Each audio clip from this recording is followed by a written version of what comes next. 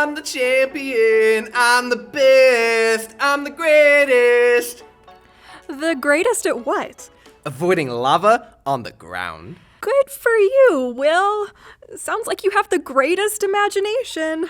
No, Krista, I'm talking about The Floor is Lava.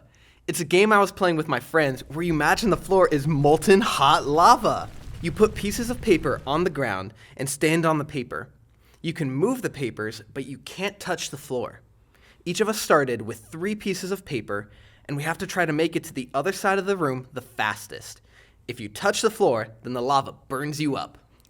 So, you're the greatest at not touching the floor during this game? Yep, I've won 7 times in a row without getting liquidated. I think you mean liquefied.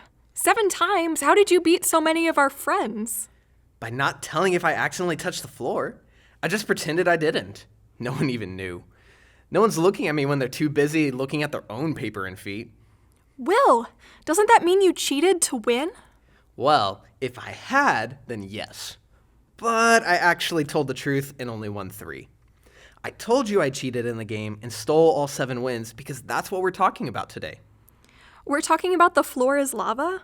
No, of course not. But we are talking about the next 3 commandments, and one of them is about stealing and one is about lying.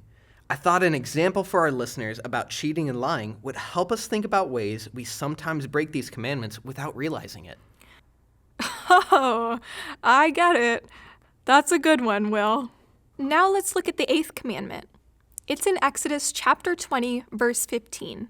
It says, "You shall not steal." Can you tell us what stealing is?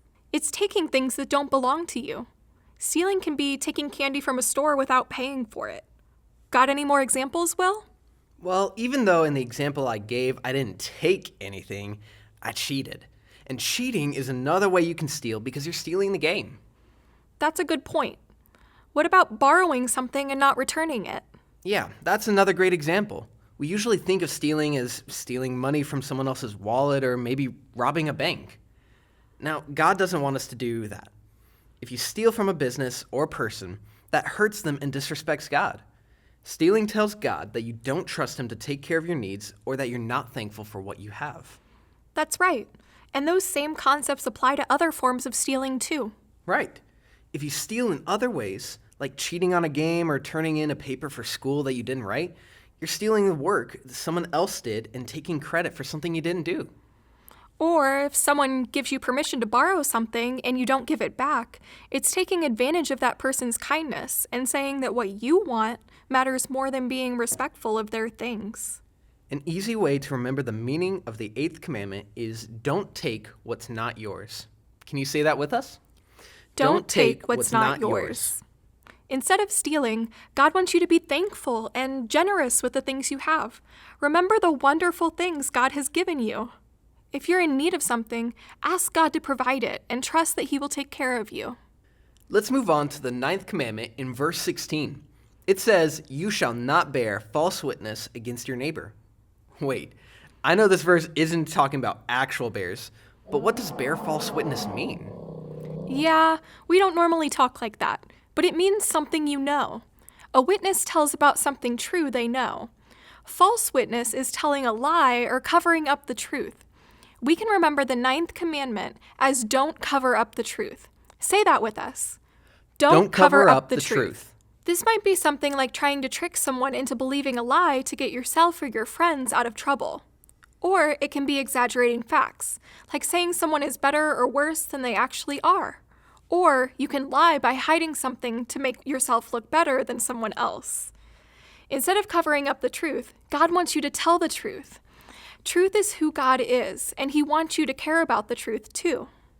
Now, let's talk about the 10th commandment. We've made it to the end. Yes! The 10th commandment is in verse 17. It says, "You shall not covet." Coveting is wanting something someone else has instead of being thankful for what you already have. You can remember the 10th commandment by saying, "Be thankful for what you have." Say that with us. Be thankful for what you have. You can covet something like someone else's video games, school grades, family, or physical looks. Now, coveting is more than just seeing something and thinking it's cool. Like, if I see Krista come into work with a s'mores milkshake, that's my favorite. And I think to myself, ooh, a milkshake sounds delicious. I think I'll get my own later. That's not coveting. But let's pretend I saw Krista bought a new video game system I really want, but I can't get one of my own. Instead of being thankful for the things I do have, I get envious of Krista. I even wish it was mine instead of hers. I should be happy for her that she has something nice, but I feel angry inside instead. When you covet, it changes how you think and feel. The best way not to covet is to learn to be thankful. Let's think of some things we can be thankful for that we have every day. Oh, I know. Air to breathe and food to eat. And a toothbrush and toothpaste. Friends listening, shout out something you're thankful for. Those are great things to be thankful for when you're tempted to covet. Say, be thankful for what you have one more time with us. Be thankful for what you have.